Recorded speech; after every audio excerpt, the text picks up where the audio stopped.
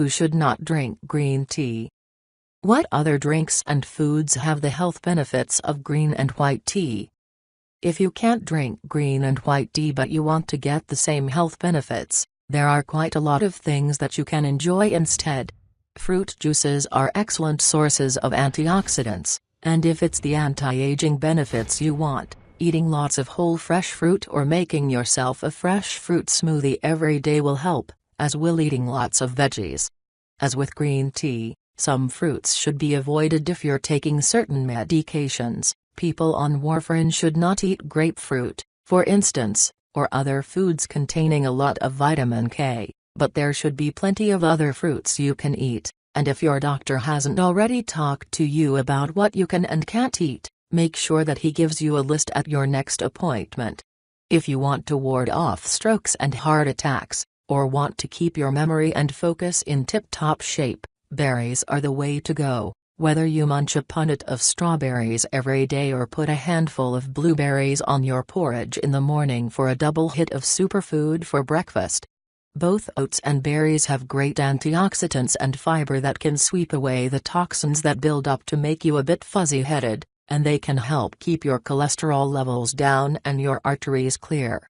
If it's weight loss you have your eye on, you might try a different sort of tea than green or white. Ask your doctor if your medication is okay to take with pur or pur tea or black tea. These don't have some of the substances that are in green and white tea, but have still been found to have some weight loss benefit, and even some protection against chronic diseases as well. If you want a calming, relaxing drink, some fruit or herbal teas might be right up your street. Fruit teas aren't really teas at all, and are properly called tisans, but most people and shops call them teas for convenience. Ginger tea is warming and soothing and also helps the digestive system. Chamomile is calming, and there are hundreds of others with delightful flavors. Look in your local health food store or see if any online tea merchants stock a flavor that tempts your taste buds.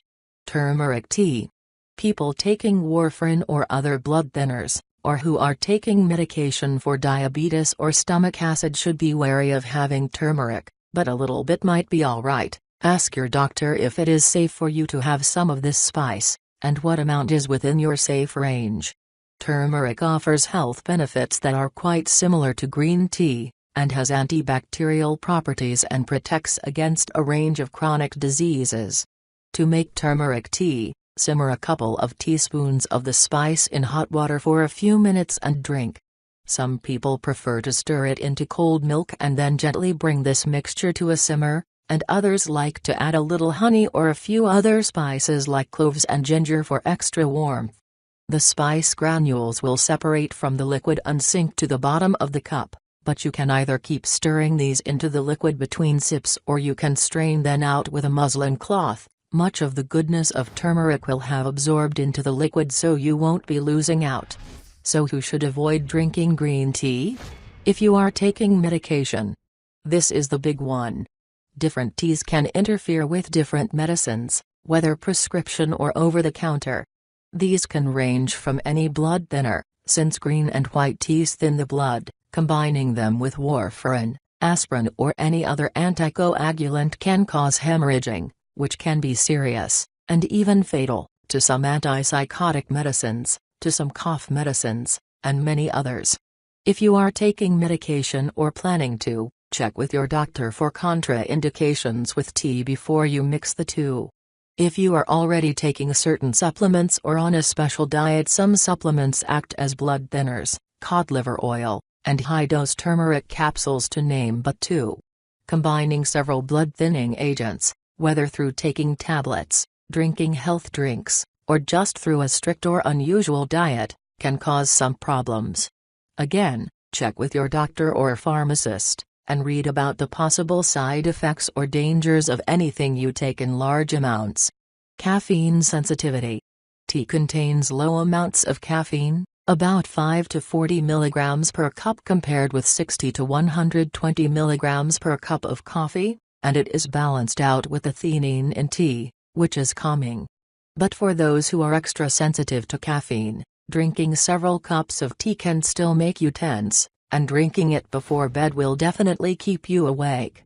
If you are sensitive but still want to drink green tea for health, try drinking it only in the mornings and limit your intake to just 1 or 2 cups a day. Some women around the time of their period should not drink green tea, possibly. This may only be anecdotal advice, but many mothers in countries that drink a lot of green tea tell their daughters not to drink it immediately before or during their period. Some women do find that they are extra sensitive to caffeine around this time, and others might have sweet or chocolate cravings that might indicate a need for some extra energy, and yet others still might find that a milky drink is more comforting. But whatever the reason, you might want to test whether green tea is really right for you at this time of the month by limiting your intake and watching carefully to see if it makes you feel better or worse.